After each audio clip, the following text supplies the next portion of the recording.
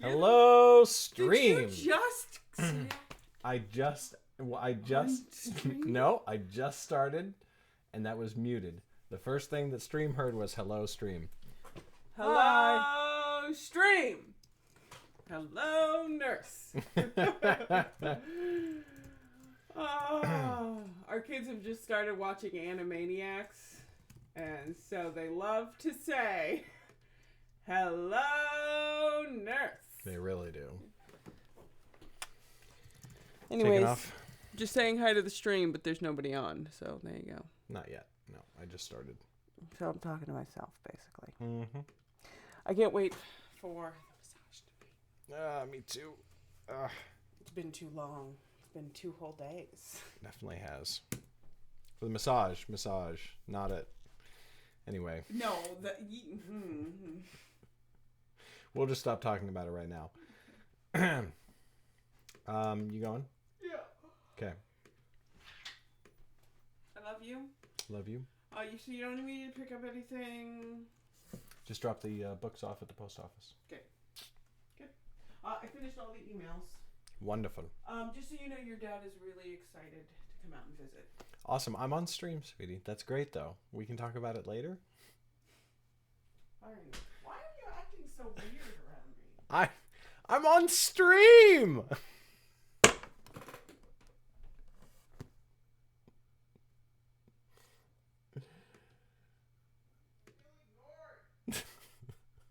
Hold on, I have to go make my wife feel not ignored. I'll be right back.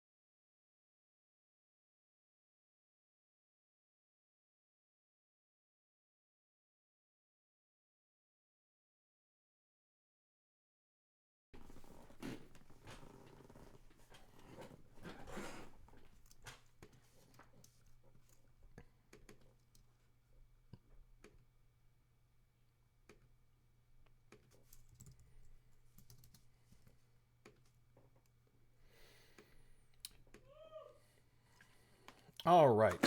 We're getting back to it.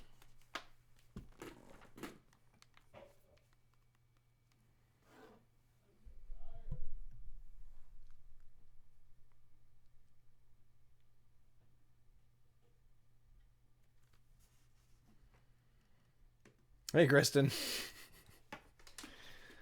All right. Oh, God, I got to set up a whole timer now.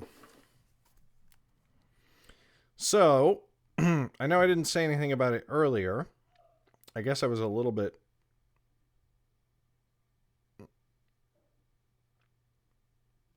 I don't know, nervous or embarrassed or something like that.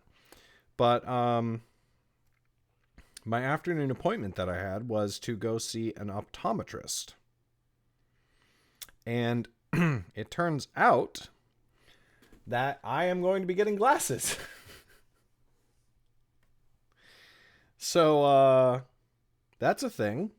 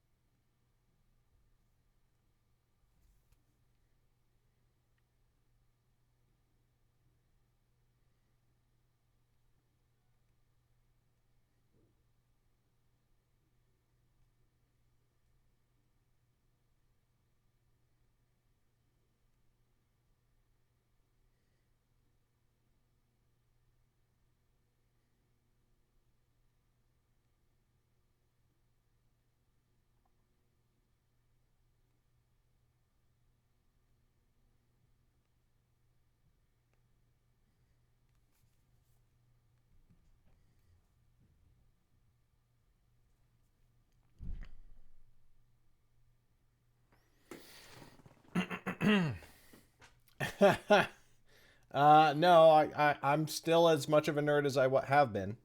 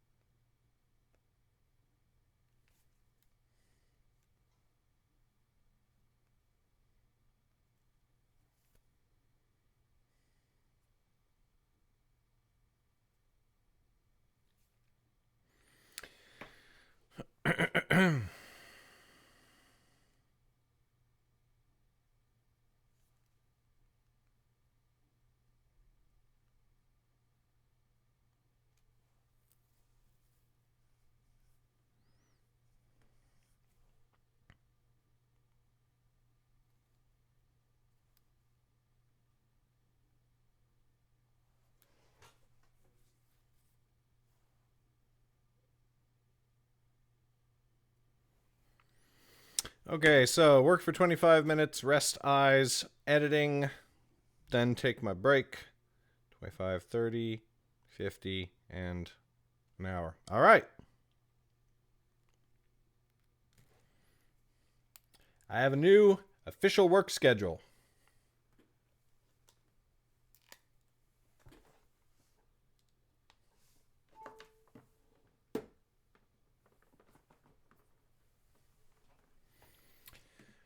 Oh.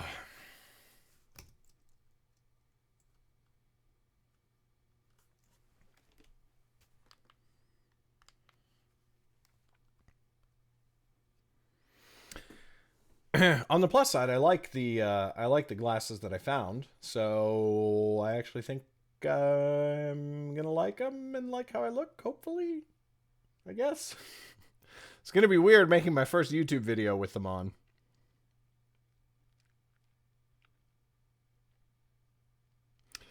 All right. Yep. Yep, that's the ones that I got. The ones that I posted in Discord. Yeah, I like them. I like them. Chapter 23. Mako led them down the street and off to a side alley until they encountered a large gutter. A tall gutter where a large gap led into the sewers below. He dropped to the floor and slithered into the opening like a serpent. Eben felt a moment's trepidation, but Theron followed the bodyguard without pause, and after a moment he did the same. He dropped 2 paces to the floor and landed easily enough, and then he reached up beside Theron to help Caleb, for the boy's legs did not reach nearly so far into the darkness as theirs. Though they were beneath the streets, the fading light of day still did much to illuminate the way before them, for it came through the drain holes and bounced from the light gray stones that formed the walls. Thus they were able to make their way quickly to the west, where Gregor had been spotted. Eben was grateful that this part of the sewers had platforms running along the water. The last time he had gone beneath the streets, there had been no such walkway, and so he and Mako had slogged through the muck. Now he still had to smell it, but he did not have to feel it sinking into his boots. How do you know where you were going? Said Caleb. Mako did not even glance at the boy. The sewers form a vast and intricate labyrinth. That is how Yaren could be so busy within them without my knowing it. They are even more vast than the streets of the city itself, for there are many levels built atop one another, and each level stretches as far as the island. But there are different areas, and any who spend much time down here learn to stay close to their own territory. We rule all the levels to the northeast. The Yarans have claimed the second level to the west, and I know we are going west because of the compasses. He stopped at an intersection, and Eben and his friends skidded to a halt behind him. He went to the right-hand passage and stood tall, placing one hand at the top of on the top of the tunnel. There Eben saw an N had been drawn. He looked across the way and saw an S drawn over the opposite tunnel, and just above him was an E. The way they were going, a W had been scratched. They were dug shallow in the stone, but unmistakable all the same if one knew to look for them. Clever, said Theron, sounding impressed despite herself.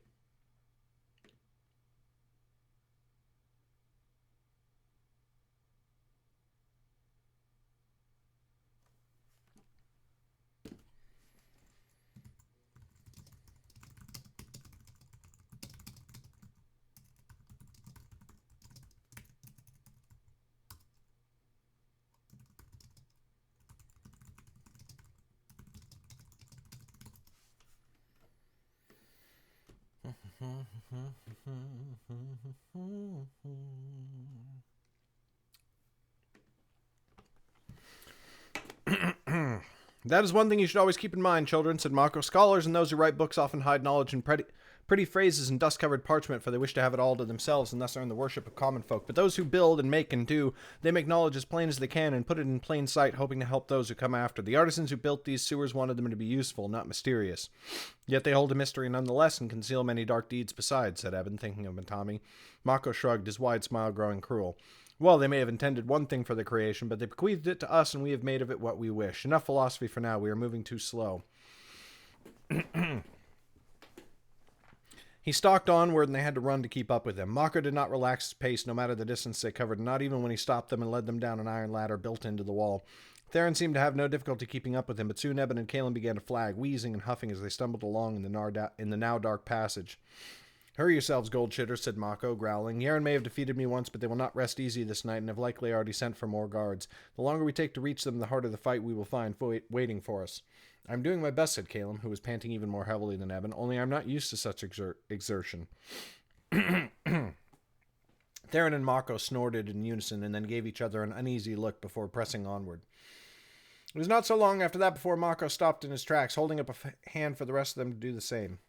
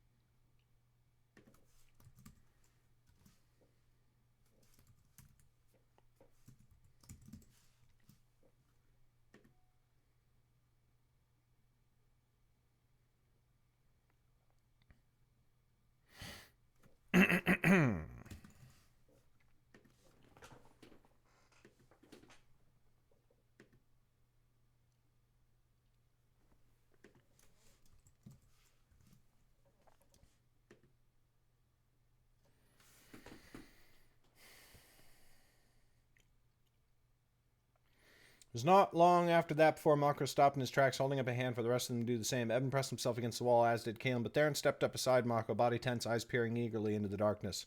Silence your huffing and heaving, Mako whispered. I am trying to listen. Do you want me to stop breathing entirely? Said Caleb between gasps. Mako glared at him, and Caleb's mouth snapped shut. He and Eben did their best to still their heaving chests. At long last, Mako stepped forwards again, the tension vanishing from his posture. It is one of mine. We need not fear, at least not yet.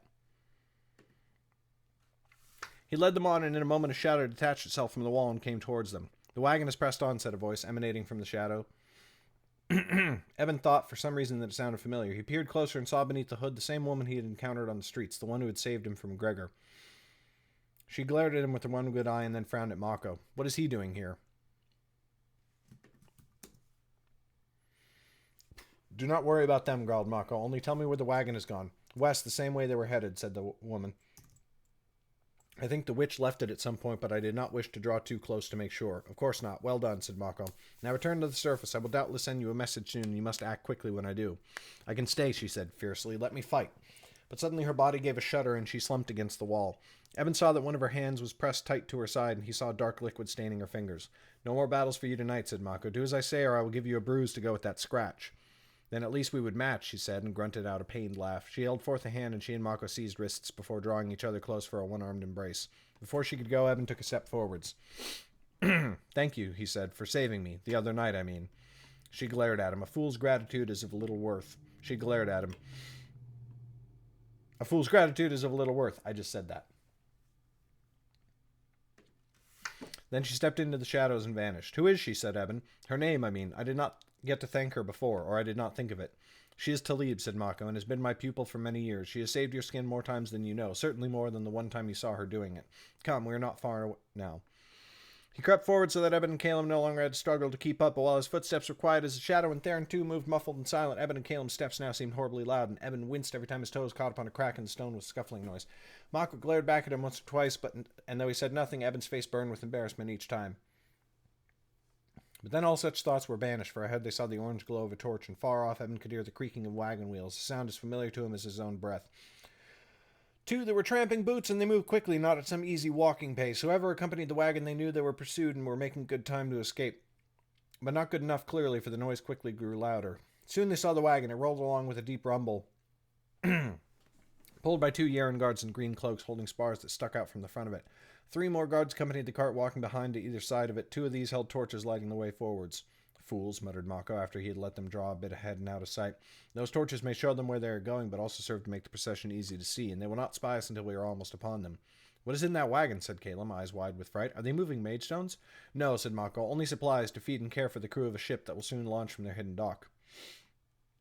But upon that ship there are magestones, and Yaren means to send them out across the 9 lands. That is not our chief worry tonight, though. Tonight we hunt for Gregor and mayhap Ezra.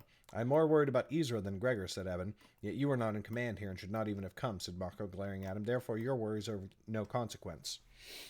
Well, what do we mean to do now, said Theron. I did not see Gregor among the guards, unless the tales of his size and strength are only exaggeration, and Ezra certainly was not there.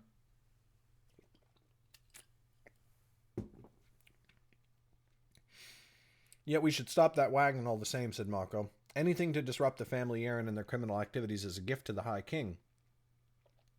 Caleb nodded solemnly, clearly missing the joke. Eben rolled his eyes at the thought of Mako risking life and limb to uphold the king's law. But Mako was right in any case. To reach Gregor and Ezra, they would have to get through the wagon guards. What do you mean to do? Mako grinned at Theron. Do you wish to show off that magic of yours, girl? Theron smiled in return. In a few heartbeats, Mako outlined the plan, and they ran forwards again in the darkness. When they came to the next corner, Eben and Caleb stopped while Mako and Theron pressed on. They saw a flash of light as Theron's eyes glowed, for she did not bother to hide it with the amulet, and then she burst around the corner beside Mako. The cart flipped over, slamming the stone floor upside down, its contents spilling all over. The wheels flew off, each one striking a guard to either side. They fell with pained cries, their torches falling into the passing flow of water and waste. The guards floundered in the sun and darkness, reaching for blades at their waist, but too slow. Theron struck again, and invisible bands of force picked them up, slamming them into the wall. Their faces were pressed into the stone so that they could not see behind them.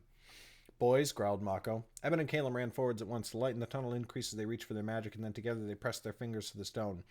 It flowed out and around the guards, wrapping about their wrists and ankles in bands so that they were held in place. In a moment it was done, and all 3 of the children released their hold on their magic. The tunnel was plunged into darkness again. They waited for their eyes to adjust to the small shafts of moon's light from above. We should destroy their goods, said Mako, but I would rather not throw them into the water in case they are carried down to where our enemies await and they are warned of our presence. A moment, said Eben. He reached into the pocket of his cloak and produced Halab's fire striker. Mako's eyes lit upon it, and he gave Eben a hard look. It was a gift from... Eben trailed off, looking at the guards on the wall. They could not see, but they could hear. Well, from family. Many of the goods were wrapped in cloth, and he tore it up to put in piles at the wagon's corners. With a few touches of the fire striker, the cloth lit, and soon flames licked up to spread along the wagon's lengthy spars. That will do it, said Mako. And what of them, said Caleb, pointing to the soldiers pressed to the wall. Do what you will to us, said one of the guards, speaking into the wall, for the stone band still pressed or tight against it. You'll not...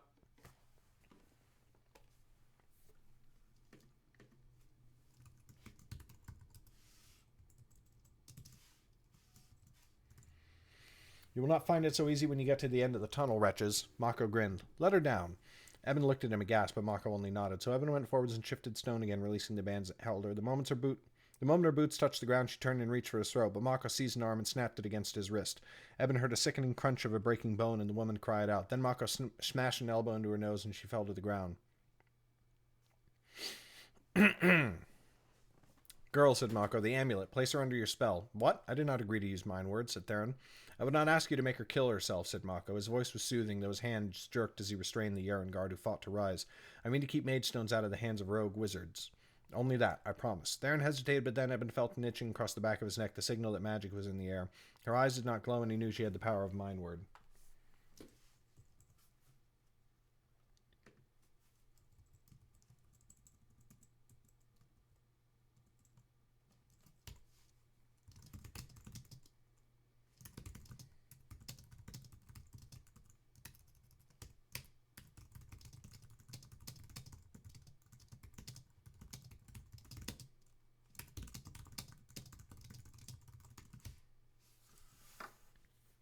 Stop, said Theron. The Yaren guard stopped squirming on the floor at once. Yes, she said, her tone dead and lifeless.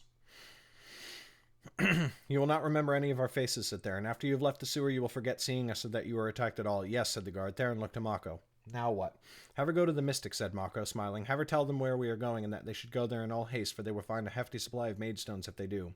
But they will find us, said Theron, taking a step back. If they learn what I carry, we will be quick and will have vanished by the time they arrive. But they will be there to clean up the mess and deal a grievous blow to the family Yaren. Mako gave them all a look. You, more than others, should object to more mage stones finding their way into the Nine Lands. We can do a great deal to stop it, now, tonight. Very well, said Theron. She looked at the guard again. You will find the first mystic you can. You will tell them of these tunnels and what paths to follow that will lead them to the rest of your kin. You will tell the mystics that they will find mage stones here, but only if they come into the sewers now, at once. Yes, said the guard. Go, then. The guard turned on her heel and marched away, back down the way Eben and the others had gone. The tingle on the back of Eben's neck disappeared.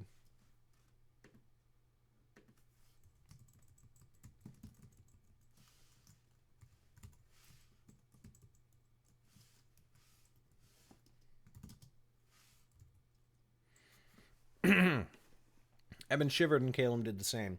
We have taken longer than we should have, said Mako. Onwards. Chapter 24. It was not long after that the tunnel widened at last, and they came to a vast open space. Here the walls and floor were hewn from the earth's bones rather than built by masons, and there were many stone outcroppings all about. Mako ducked behind one of these, and the children hastened to follow. Hey, Nicole! Greetings, traveler. They had reached some sort of grotto, Eben saw. He could smell salt water over the bitter stench of the sewer waste, and summarized that this cavern must run out to the Great Bay. They had to be somewhere near the western end of the seat, he guessed, if not at its very edge. Where the tunnels emerged into the cabin was a narrow platform. This joined a raised stone path that ran around the cave's right edge, with many guards posted along, and a fair distance away the path ended at a wooden dock lined with torches illuminating a ship. It was no great vessel, smaller than a schooner, but wider, built for capacity more than speed. 2 masts it had, though Eben saw sail upon only one of them. He guessed it had room for no more than 5 crew. 2 of these walked about the deck, checking lines and stowing cargo, while 3 managed workers on the dock. There were many crates, barrels, and sacks to load, it seemed, and where they were open, Eben could see that most of them were filled with small packets of brown cloth. There, said Mako, pointing at the packets. Those are maidstones, or I am a fool. Can it not be both? Said Theron. Mako snorted. Whether in dismissal or in a quickly stifled laugh, Evan could not tell. What we see here is worth more than a king's ransom. What do you say? Shall we rob them of it? I do not want to steal maidstone, said Caleb quickly. Mako rolled his eyes. Loosen your death grip upon your honor, gold shitter. I mean to destroy their cargo, not take it for ourselves. Maidstones are a toxic good to trade, as the family Yaren is soon to discover. We did not come for their maidstone, said Theron. We came for Isra. Where is she? I do not see her or Gregor, said Mako. Either they have come and gone, or they are still on their way and will arrive soon. If it is the latter, we would be wise to create as much chaos as we can before they arrive, so that they cannot muster these guards against us.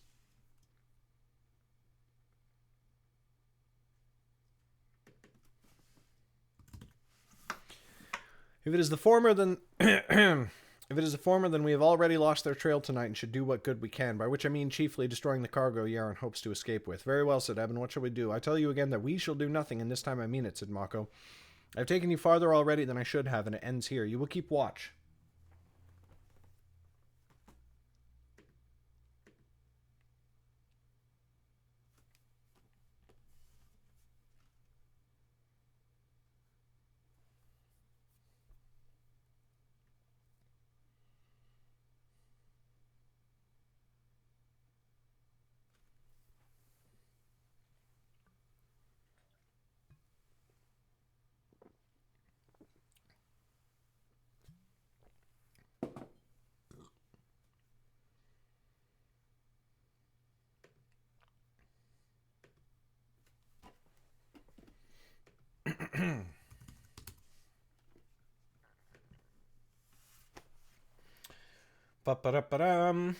If anyone else should emerge from the tunnel whence we came, you must warn Theron and me so we were not taken unawares.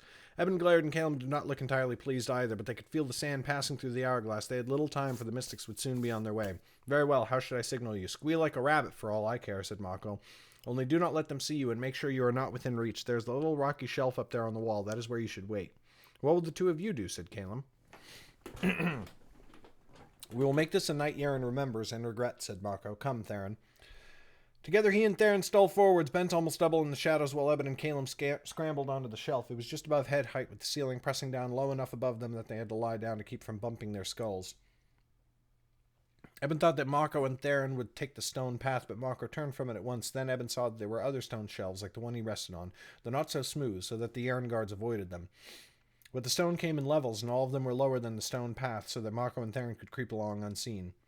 He saw them approach the first guard, who stood on the path. They edged forwards until they were as close to the guard as possible, but below him and out of sight. Theron popped her head up and into the torchlight. Eben froze and almost called out, but then Theron said something he could not hear, and the guard froze. A few more hasty words she muttered and then ducked out of sight again. The guard set off down the path. He approached the next guard, who leaned unaware against the wall. The unwitting target looked only at the last moment, but too late, for the first guard smashed the pommel of his sword into the side of her helmet. She fell to the floor, senseless. The other guards saw it, and they called out in alarm as they came running to help. There were at least a half dozen of them, and Eben knew that Theron's mind-worded guard stood no chance, but just as they approached, Mako and Theron struck. Mako leapt up on the path, seizing one of the guards and planting a dagger in his throat. He fell from the path and slid down the shelf into the water. Eben winced. Theron struck with her magic, seizing two of the guards and flinging them from the path. They fell screaming into the water and fought to keep hold of the rock wall as they tugged off their chainmail. Mako nearly killed another, but Theron struck again just in time. Her magic picked up all three guards who still stood and slammed them into the stone wall with the strength of dragon's breath. They fell unconscious to the floor. "Come," said Eben, sliding down off their shelf. He helped Caleb down after him, and they ran forwards to where Mako and Theron stood. Together they ran down the path as quick as they could, for the sense of passing time hung heavy in the air. The ship's crew had abandoned their vessel, fleeing for their lives down a side passage that led in another direction. "What are the ones who escaped?" said Eben. "They cannot see our faces in the dim," said Mako. "The ship is all that matters now." He leapt aboard first, and the children followed more slowly, holding tight to the rope railing of the gangplank. But by the time they made the deck, Mako had already gone down a hatch and returned. "The bulk of the stones are down there," he said, "but there are plenty more on the dock. It would be best to destroy them all, but that may take too long. I can cast the crates on the dock into the water," said Theron. "No good. The crates will keep them safe, and those lying in the open will simply float. Yaren may not be able to recover all of them, but they will recover enough." "Put them aboard then," said Eben, "and we can burn the ship." Mako scowled. "Idiot. It will take longer to bring the crates aboard than it would to set them ablaze." Eben took quite some pleasure in rolling his eyes and gesturing dramatically at Theron. "We have a mind mage, Mako." The bodyguard's eyes widened, and though it looked as though he tried to hide it, a little smirk crept into his lips. Off to the side, Caleb muttered, "He means mentalist." It took but a moment. Theron's eyes blazed as she lifted the crates, for she did not need the amulet's power for so simple a task. But the last few still hung in the air when Eben heard a sharp cry and turned. There, at the other end of the cavern, two figures stood in the entryway, silhouetted by the torchlight beyond. Gregor, and beside him, Ezra. Dun, dun, dun! Chapter 25. Even from across the cavern, Eben shook at the sight of Gregor. Images flashed into his mind of the Drayden assassin Gregor had killed. Next to Ezra, his size seemed inhuman. The man was at least a head and a half taller. "Hey, Clooney man!" Then Mako, and it seemed his shoulders were twice as broad. His legs were like ship masts, and his arms as thick as Eben's torso. "Drop that crate," Mako told Theron. "I would give both my daggers for a Firemage. Boys, find torches and set blazes on the ship." "Can you stop her, Theron?" "I have before," said Theron, her voice filled with steely resolve. "I would do so now, and gladly. I hope you are not only boasting." Mako pounded down the dock towards the path of stone, but Theron did not bother with the dock. She ran to the ship's stern and leapt from it. Eben's stomach lurched, but then her magic picked her up, and she used it to carry herself to the stone path, reaching it even before Mako did. Ezra gave a scream of rage, and a black glow sprang into her eyes. "Kill the girl," she cried. Gregor drew his steel and advanced down the stone path, but Mako stepped forth, and the men faced each other across the cave. "You owe me more than one life," said Mako. "Now I will carve them from you like a boar." "Try it," said Gregor. Eben realized he had been standing and staring too long. He turned to seize Caleb's shoulder.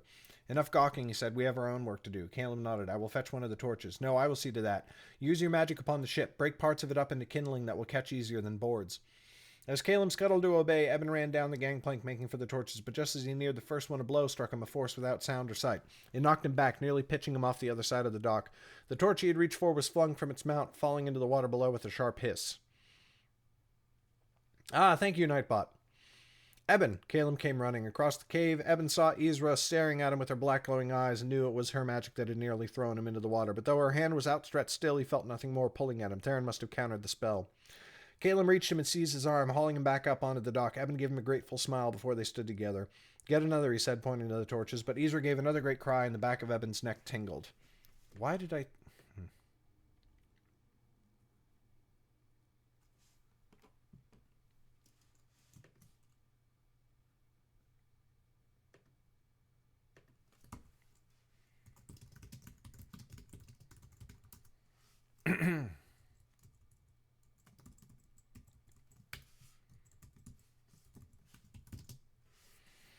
But Ezra gave another great cry. Eben braced himself for another blow, but none came.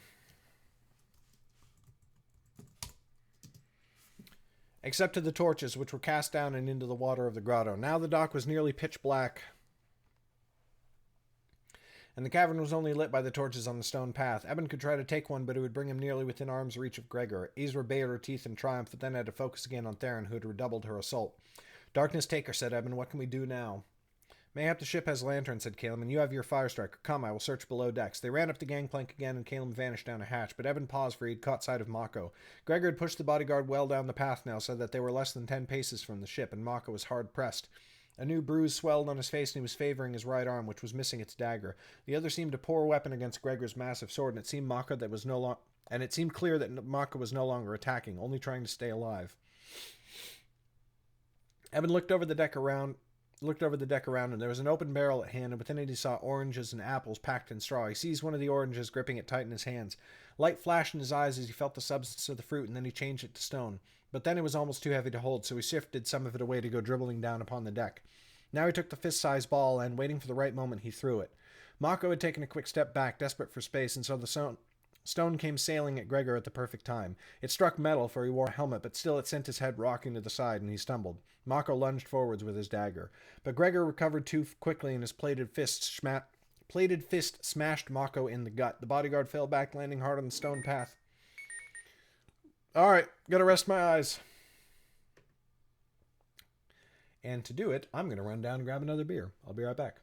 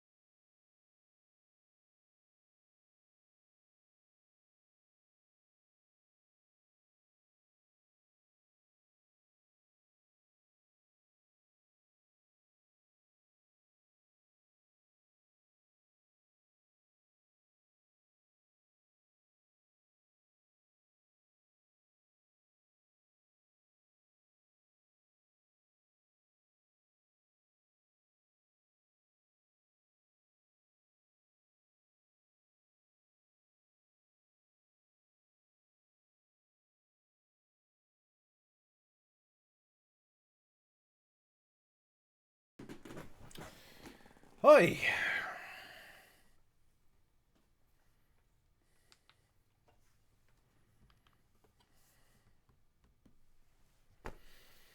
Okay.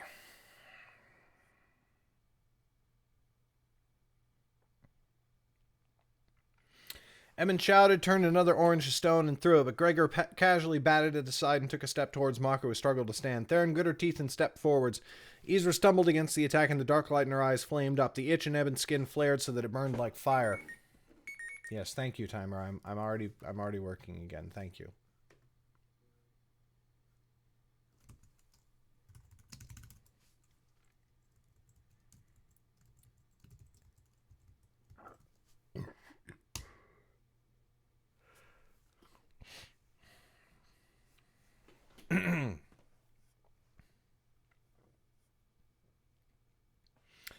Isra stumbled against the attack and the dark light in her eyes flamed up, but Theron broke through, knocking Gregor a pace back from Mako. With a cry, she pressed still further, and Eben saw it rippling in the air. It wrapped itself around Isra in an instant. The girl screamed as it flung her far out into the cavern, out of the torchlight and into the water with a splash. With her opponent gone at last, Theron sagged and fell to one knee, but she rose almost immediately, pushing Gregor another pace back from Mako. Eben thought she would fling him into the water as well, but she seemed winded and fought just to keep her feet. There came a commotion at the other end of the cave. With shouts and tramping feet, a party of soldiers burst into the cavern holding torches aloft. They wore mail and carried blades along with the torches, and upon their shoulders were cloaks of red. Mystics, whispered Eben. But just then Caleb emerged from below decks, and in his hands was a lantern. He opened one side of it even as Eben frantically worked his fire striker, and soon the lantern was ablaze. Close at hand lay a little pile of kindling that Caleb had built. Eben smashed the lantern down upon it, and its oil spread along the deck. Yay for clearing your inbox.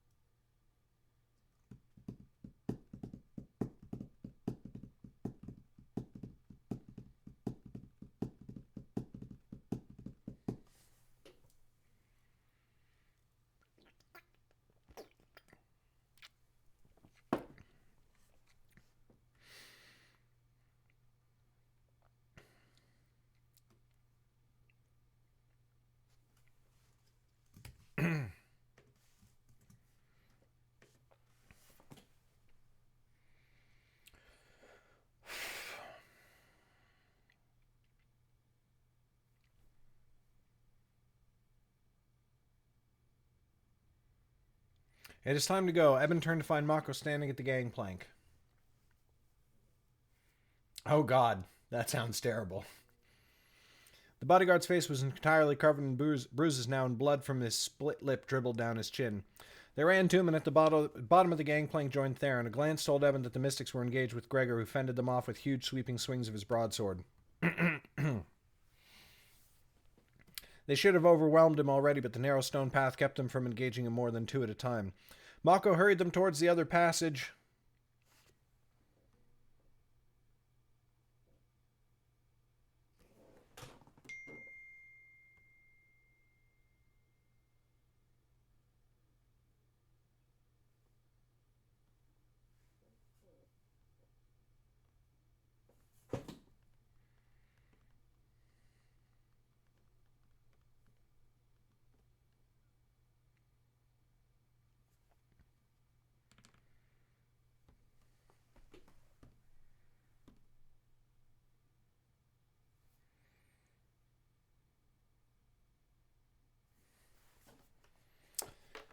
What the fuck?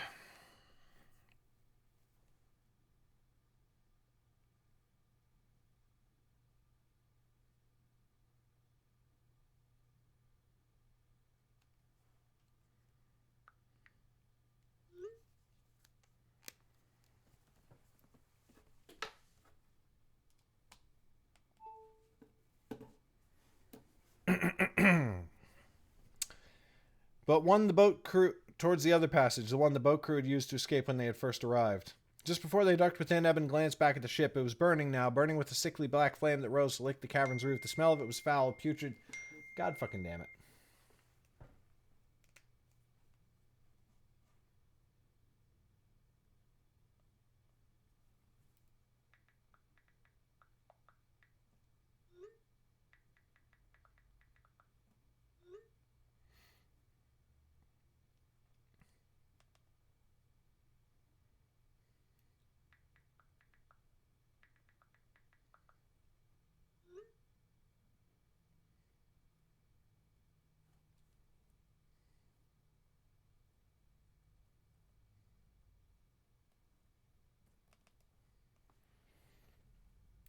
Alright, fucking phone.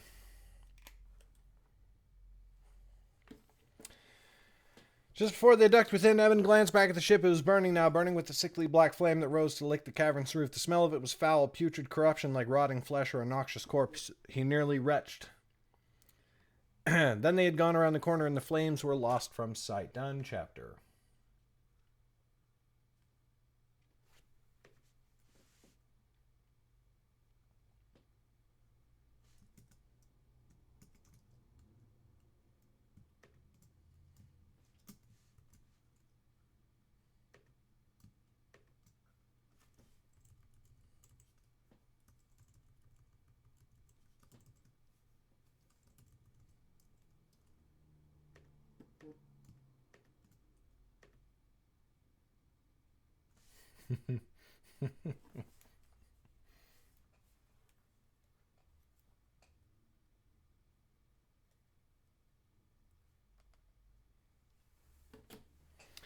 Chapter 26. The tunnel stretched on long and dark ahead of them, and they had to slow their pace at first, but then Theron took the lead in a shooing kick. Eats the amulet. She reached for her power. Mage light sprang into her eyes to illuminate the way. It was a poor glow, but better than nothing, and they moved as quickly as they could.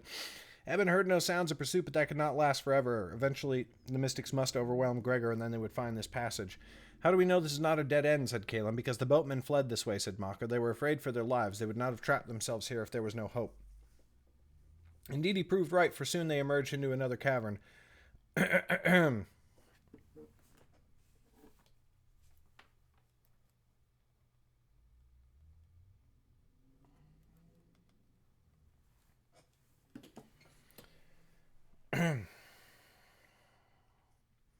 This one was much smaller and opened to the great bay almost immediately so that they could see by moonlight. They had come out into a small rocky shore that sloped steeply into the water.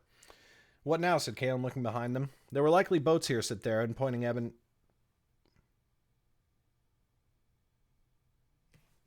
Said Theron, pointing. Eben saw that there was a spike in the rock wall and several lines trailing from it, but nothing was attached to the other end of the lines. The crew must have taken them all when they fled. That means we must swim, said Mako. Shed anything that will slow you in the water and get in. It is the dead of winter, said Eben. We will freeze to death. Mako scowled at him. We can reach the shore. Unless I miss my guess, it is just around the mouth of the cave. And if you or I stay here, we will land in a mystic prison and the family Drayden may fall. Eben looked fearfully at the water. I am not a very good swimmer. Come off it, Eben, said Theron. She was already shucking off her academy robe. Soon she stood in her underclothes, but even though she must have been freezing, she did not shiver. Caleb and Eben looked at each other for a moment, but Eben knew they had little choice. They removed their robes, throwing them into the water at Mako's command so that hopefully the mystics would not find them and learn that academy students had been present.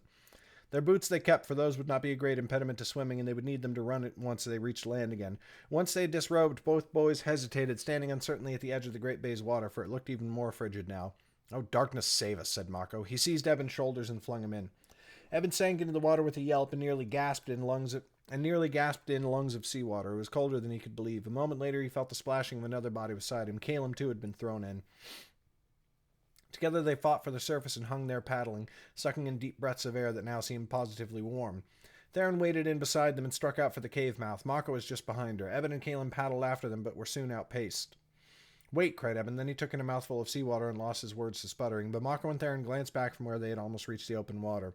Sky above, said Theron, swimming back. She passed Eben and went to Caleb, who had fallen even farther behind. Come on, then. He clung to her back, holding onto her shoulders with a death grip. She struck out again, and though Caleb slowed her down a bit, she still passed Eben easily. They reached Mako at the cave mouth, and he glared at Eben as they approached. I'm not carrying you like a suckling newborn, boy. I did not ask you to, said Eben, though he had meant to, and was now secretly glad he had not.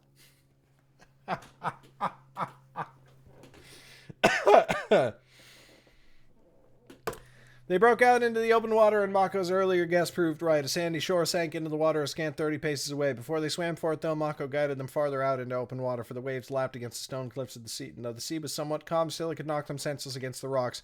Evan soon fell behind again. Mako did not carry him the way Theron had Caleb, but he did reach back and seize Evan's collar, flinging him a little bit farther along every other stroke so that he was just able to keep up with the rest.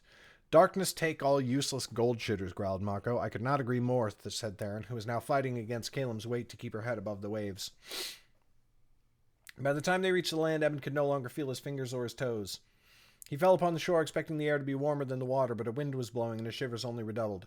Up and keep moving, said Mako. You will not freeze to death unless you try to rest. But where, said Evan. He fought to gain his feet, but it was hard when he could not feel his limbs. There, said Mako. He pointed down the shore where they could see the glow of the western docks. There are torches for warmth, and mayhap we can steal some clothes. That should be up the shore, since they're north at this point.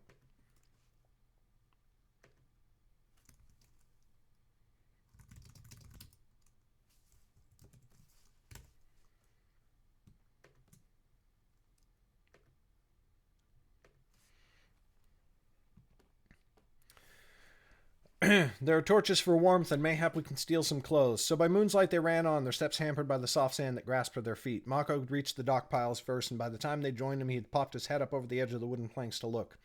There are no guards nearby, he whispered, and there is a carriage not far off that I think is unoccupied. You mean to steal a carriage? Said Caleb. No, idiot. If there is a carriage, it is because someone means to take ship or has boarded already. But their things are still in bags atop the carriage, and there we may find clothes. Theron, look after them and keep out of sight. I shall return in a moment.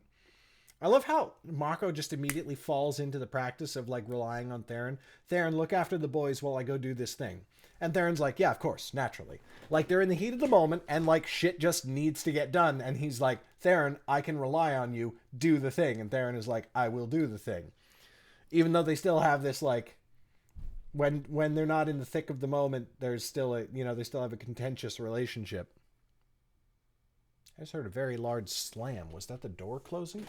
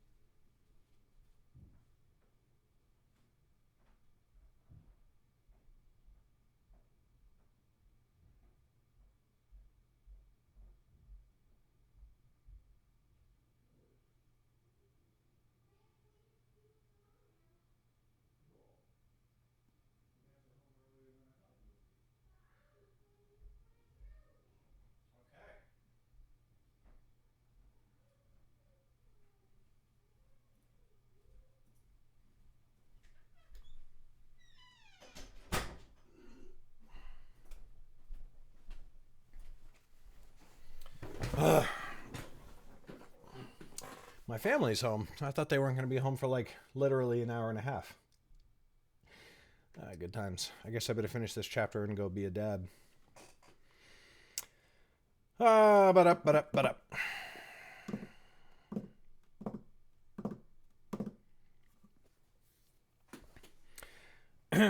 He slithered up and into the open. Theron poked her head up to look after him, and in a moment Eben and Kaelin did the same. They saw him reach the carriage, climb up top, and pull open a travel sack. He threw it aside before opening another. This one he took up and ran back to them, avoiding torchlight wherever he could. Here we are, he said. Trousers and tunics aplenty. No cloaks, but we will not be in the cold much longer.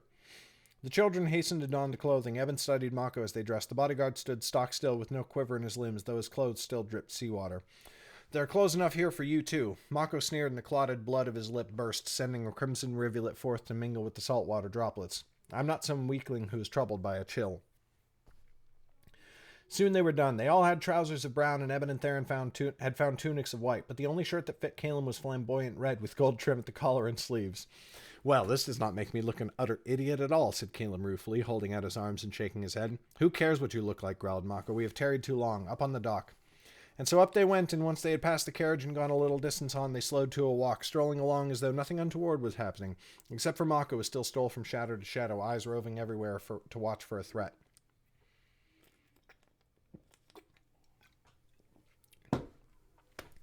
The docks seem curiously empty. Do they not? Said Caleb. I had noticed the same thing, said Eben. That may be why, said Theron. She pointed ahead where a large cluster of people had gathered. There were mayhap 20 of them, packed in a tight little group and all facing towards the center, except for some who looked about as though seeking aid. Stay away from there, said Mako. All the better that they will not notice us. They will not notice us regardless, said Eben. They were looking at whatever is in their midst. He pressed forwards, away from his friends and towards the crowd, ignoring Mako's frustrated growl behind him.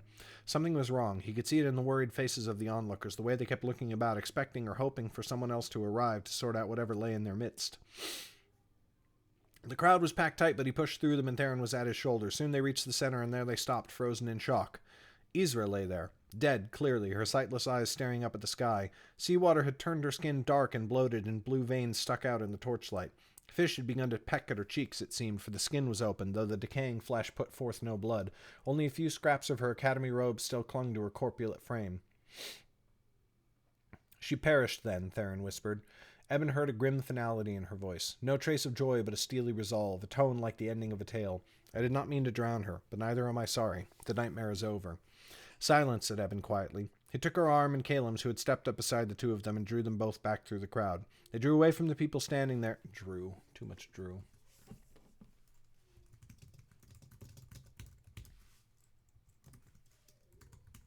They pulled away from the people standing there, where Mako awaited with a dark look in his eyes. Well, he said, what is it? It is Isra, said Eben, dead. Mako's eyes shot wide, and he pushed past them to dive into the crowd. When he returned, his face was no less grim. In fact, his scowl had deepened. She must have washed out of the grotto on whatever current was meant to carry that ship, said Theron. Strange that she should have reached the docks before we did, but then the sea is wild. Eben frowned, but he did not wish to speak. It was Caleb who looked up, fear in his eyes, and met Theron's look. No, Theron, he said, that is impossible. Not just how quickly she came here, but she herself. She's been dead a long time, weeks most likely. Theron stared at him, uncomprehending. Her gaze shifted to Eben, who met her eyes, and then to Mako, who was scowling off into the night, chin buried in his fist, lost in thought. That is impossible, she said. We just saw her. It was less than an hour ago, and she was as alive as you or I. Eben shivered as he looked back towards the crowd, all of them still clustered around the body. Yet it is the truth. I have no more explanation than you do, but Isra is more than a month dead. Dun, dun, dun!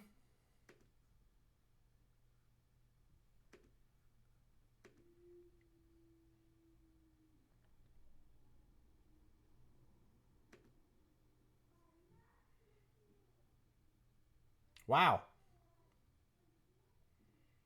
Cray cray.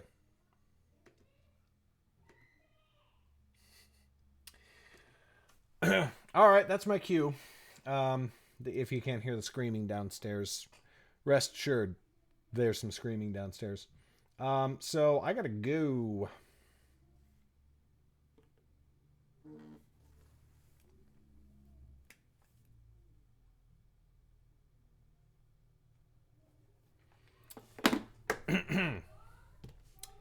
But thanks for coming and hanging out.